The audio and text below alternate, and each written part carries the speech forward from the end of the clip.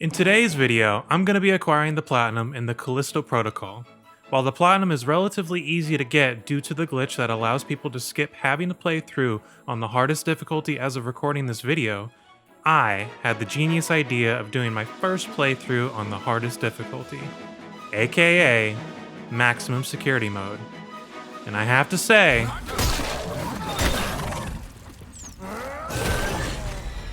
I had some fun. You see, in Maximum Security Mode, you receive the same amount of ammo, health items, and credits as you would on Easy Mode. However, you die in 3 to 4 hits and deal minimum damage to enemies. Now, this wouldn't be so bad if the game was primarily gunplay focused. But no. That'd be too easy. Now, you have to fight enemies face to face in most of your encounters via melee combat with either your crowbar or stun baton. That is, if you're bad like me, but we'll get to that later. Okay. Okay. Alright.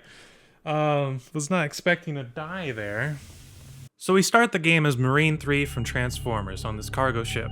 This is a pretty basic tutorial set piece that teaches you how to play the game with fluid animations and beautiful handcrafted environments.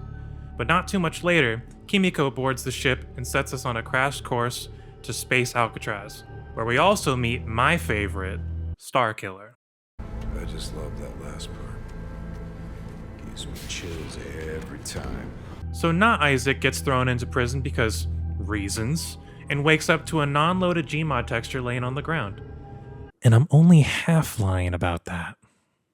After all that's done, I'm finally on the sticks, learn how the game works, popped a trophy or two, and then this happens.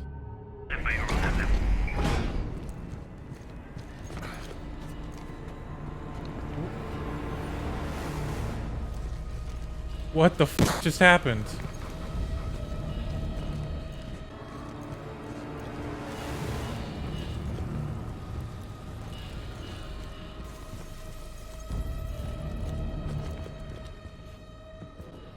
Am I soft locked? Bro. Really? Is it serious? Really? This is funny to you? After reloading a checkpoint and redoing a couple minutes of progress, things were going well. I managed to smoothly progress through a few encounters and even earn myself my first death. Wise. They can't track us. Prison systems are breaking down like that elevator back there. Just stay. Ah. Inmate, you will comply. I'm gonna be honest, I wasn't paying attention. No activity. Nice one, idiot. Now for a solid hour or so after this death, I wasn't really running into any hiccups in the game. Things seemed pretty easy. Too easy. To the point where I was getting a little too comfortable. And with a game like this, that's when mistakes are bound to happen. Now at this point in the game, enemies are starting to get more plentiful and encounters are slowly becoming harder as you're getting attacked from all angles in a room full of environmental hazards. And to say the least, I was getting a little overwhelmed.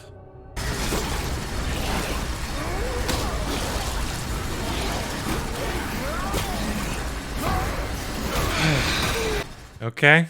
Needless to say, I was getting a bit salty. However, it didn't take long for me to realize that I could abuse the grip and heavy swing mechanic to dispatch enemies quickly via the environmental hazards. But the most important thing I learned from these encounters is a little thing that I like to call the Callisto Shuffle.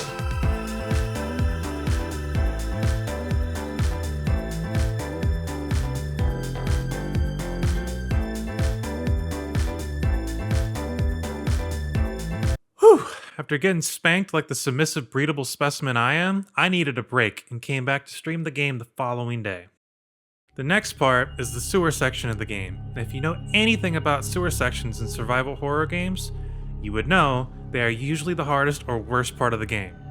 So how was it? It wasn't bad. It wasn't really that bad at all.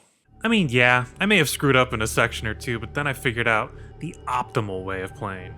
You see, during my break from the game, I went to the internet to see how people were dealing with the combat in this game, and after watching some Callisto Protocol, Prolisto Protocols.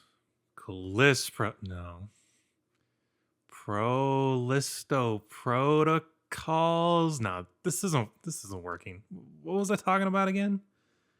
Oh yeah.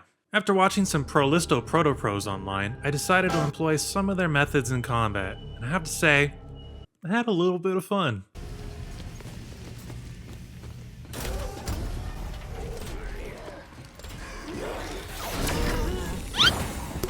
There we go. Problem solved.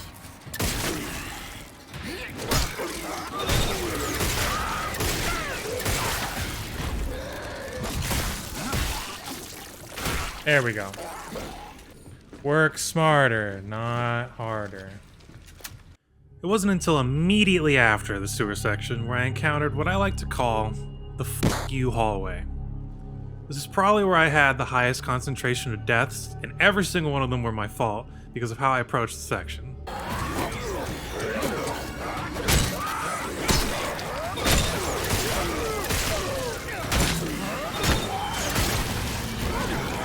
Okay. Okay. I'm just dead? I wasn't even...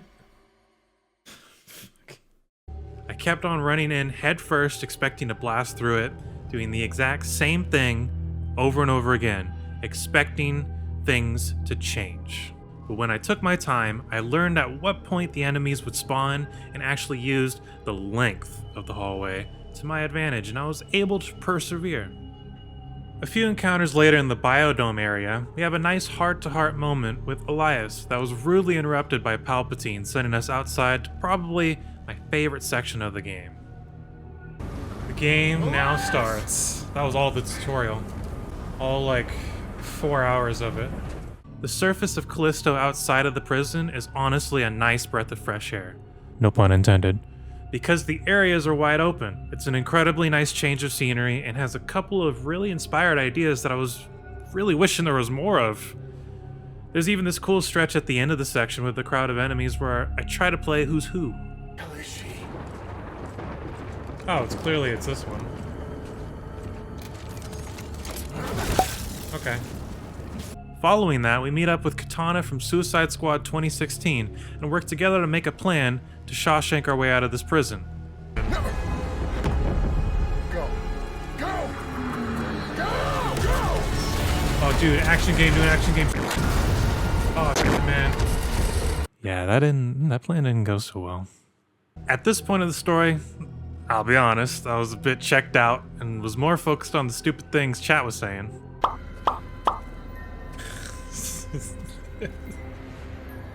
Oh, wait, how were you able to reverse that?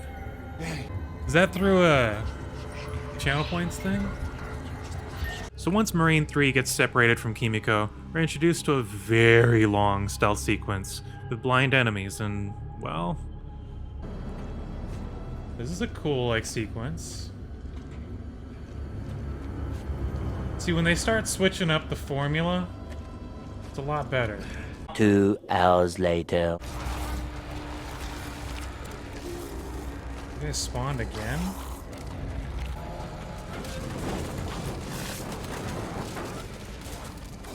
you fucking serious? But after we finally get past that part, I face the first mini-boss of the game, the Two-Head.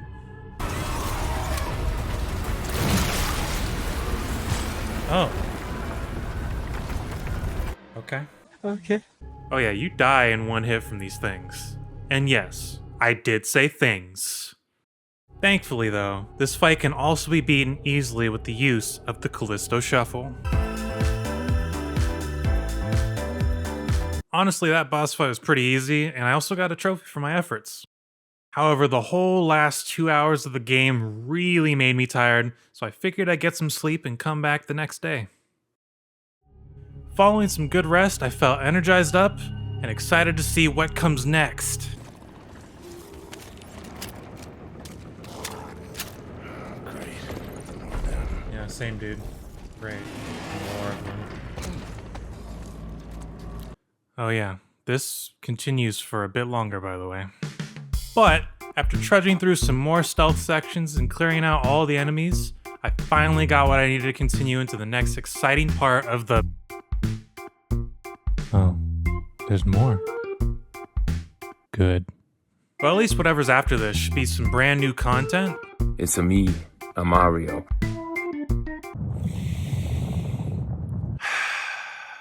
You know what? It's fine. It's fine.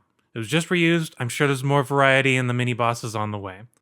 Immediately after this mini-boss was an encounter with a ton of enemies that absolutely ran a train on my ass.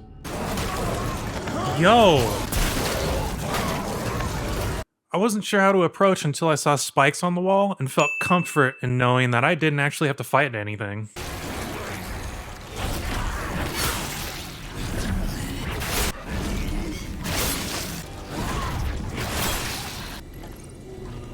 That's all we gotta do. Nope.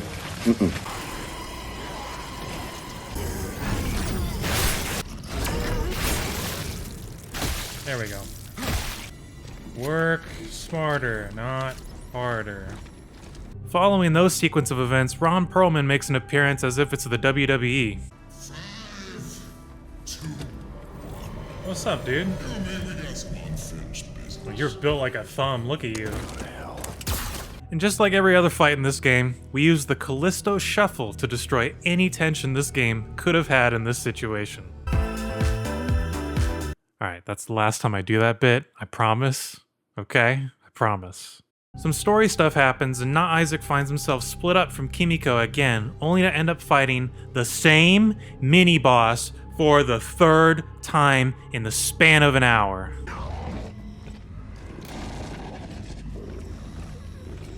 Yo, another one?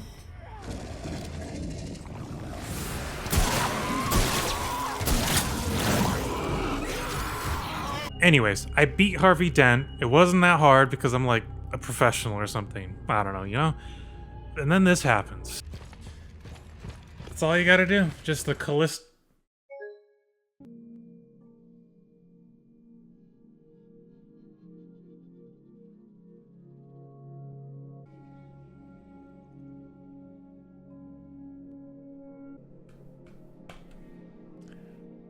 As I was saying, you gotta do the Callisto Shuffle. So I rebooted the game. I was in a clear state of mind. I was keeping myself calm. I was ready to see what happens next. Don't put me before the fight. Don't do it. Don't do it.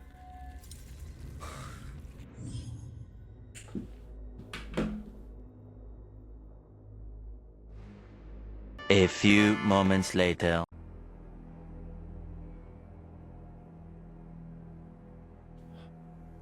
I need a pillow to scream into. I really need a pillow to scream into. So after beating the mini-boss for an unnecessary second time, I progressed further into the final few chapters and died a couple more times because of a lack of patience with the game. Again, I arrived at this big, wide, open room only to find the same mini-boss for the fourth time in the span of an hour. Yeah. Not too long after that, things in the story start to vamp up, and John Callisto happens upon the unloaded Gmod texture once again, but this time he downloaded the right file and could finally see that the whole time it was the biophage thing. I don't know, let's just get to the final boss already. So I heard, going into this game, that the final boss is a massive pain in the ass, that I should fear about all these dumb and unfair things that happen all through it. That it's the least fun thing the game has to offer. That it's the hardest thing the game has to offer. Well, here's how it went. Alright. Time to do the Callisto Shuffle.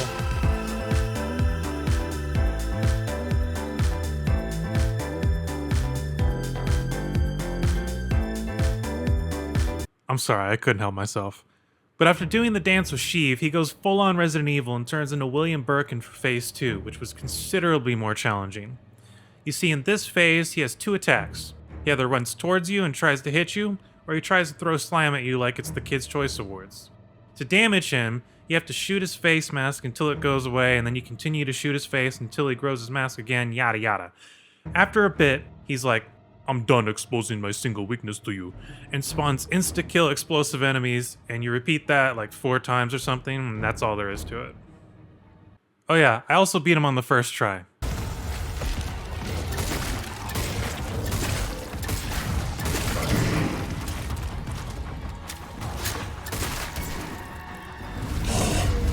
First try! Oh my god. Fucking first try. Pretty anticlimactic. I'm aware. So after Deacon is beaten, we make a mad dash to the escape pods and end the game. Jacob, there might be a way out after all. Reactor core temporary savings activated. But I'm going to need your help. Jump scare?